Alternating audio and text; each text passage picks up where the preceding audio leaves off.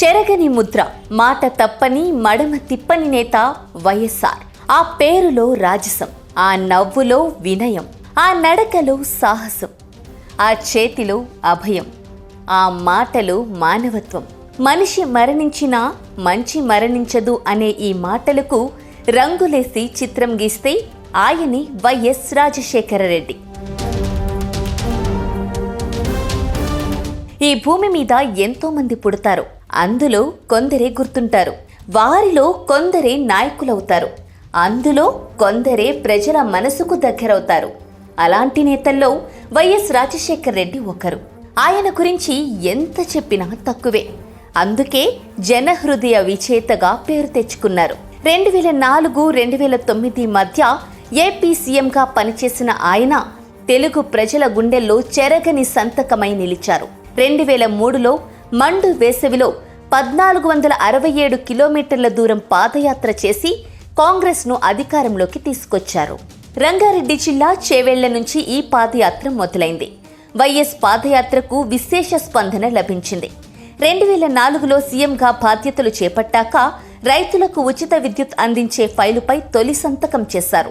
Aarogyasri, fee reimbursement, 108 ambulance సేవలు లాంటి అనేక ప్రజా సంక్షేమ పథకాలకు శ్రీకారం చుట్టారు వైఎస్ఆర్. జూలై 8న ఆయన జయంతి సందర్భంగా ఆయన గురించి కొన్ని విషయాలను గుర్తు చేసుకుందాం. వైఎస్ పూర్తి పేరు ఎడుగూరి సంధింట రాజశేఖరరెడ్డి. 1949 జూలై 8న జయమ్మ, రాజారెడ్డి దంపతులకు కడప జిల్లా జమ్మలమడుగులోని సిఎస్ఐ క్యాంప్బెల్ మిషన్ ఆసుపత్రిలో జన్మించారు. కర్ణాటకలోని గుల్బర్గాలో మెడిసిన్ చేసిన ఆయన తిరుపతిలోని శ్రీ వెంకటేశ్వర వైద్య కళాశాల నుంచి హౌస్ సర్జన్ పట్టా పొందారు. 1973లో తన తండ్రి పేరిట 70 పడకల చారిటబుల్ హాస్పిటల్ ఏర్పాటు చేశారు. తర్వాత ఆయన రాజకీయాల్లోకి వచ్చి 1978లో తొలిసారి ఎమ్మెల్యేగా ఎన్నికయ్యారు. ఎంపీగా 4 సార్లు, ఎమ్మెల్యేగా 6 సార్లు ఎన్నికయ్యారు. ఓటమి ఎరుగని నేతగా రాజశేఖర్ రెడ్డికి ఎంతో పేరుంది. అయితే అప్పట్లో చంద్రబాబుతో ఆయనకు మంచి స్నేహం ఉండేది. 1983లో తొలిసారి పీసీసీ చీఫ్గా ఎన్నికై తర్వాత 1998లో మళ్లీ పీసీసీ అధ్యక్షుడయ్యారు. వైఎస్ రాజశేఖర్ రెడ్డి 1999 నుంచి 2004 వరకు ఏపీ అసెంబ్లీలో ప్రతిపక్ష నేతగా పనిచేశారు. వైఎస్ పాదయాత్ర కారణంగా 2004 ఎన్నికల్లో ఏపీలో కాంగ్రెస్ పార్టీ అధికారంలోకి వచ్చింది. మే 14న ఆయన సీఎంగా ప్రమాణ స్వీకారం చేశారు. ఆయన ప్రజలకు అందించిన సంక్షేమ పథకాల కారణంగానే 2009లో మరోసారి సీఎంగా ఎన్నికయ్యారు. కానీ ఆ ఆనందం ఎంతో కాలం నిలవలేదు.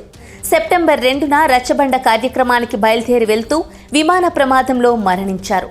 అక్కడితో ఆయన శకం ముగిసిపోయింది. మనిషి అన్నాక ఎంతో కొంత మంచి చేయాలంటారు. కానీ రాజశేఖర్ రెడ్డిని ఇప్పటికీ గుర్తుపెట్టుకోవడానికి ప్రధాన కారణం ఆరోగ్యశ్రీ.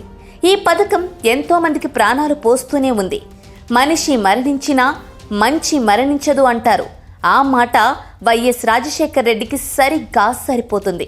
ఇక రాజశేఖర్ రెడ్డి గొప్పతనాన్ని చెప్పుకొని వాళ్ళంటూ ఎవరూ ఉండరు. రీసెంట్ గా రేవంత్ రెడ్డి కూడా ఆయన గొప్పతనాన్ని గుర్తు చేసుకున్నారు. హైదరాబాద్ కు అంతర్జాతీయ గుర్తింపు వచ్చిందంటే ఆనాడు డాక్టర్ వైఎస్ రాజశేఖర్ రెడ్డి ముఖ్యమంత్రిగా ఉన్నప్పుడు ఈ ఔటర్ రింగ్ రోడ్, అంతర్జాతీయ ఎయిర్పోర్ట్, ఐటీ కంపెనీలను, ఫార్మా కంపెనీలను ఉధృతంగా ఈ రాష్ట్రానికి పెట్టుబడులు తీసుకొస్తేనే ఈ నగరానికి ఈనాడు అంతర్జాతీయ స్థాయి వచ్చింది. ఆనాడు అంతర్జాతీయ స్థాయి కాంగ్రెస్ పార్టీ తీసుకొచ్చింది అంటూ రేవంత్ రెడ్డి వ్యాఖ్యానించారు. అలాంటి మహానేత వారసత్వాన్ని పునికి పుచ్చుకొని ఆయన అడుగుజాడల్లో నడుస్తున్నారు వైఎస్ జగన్.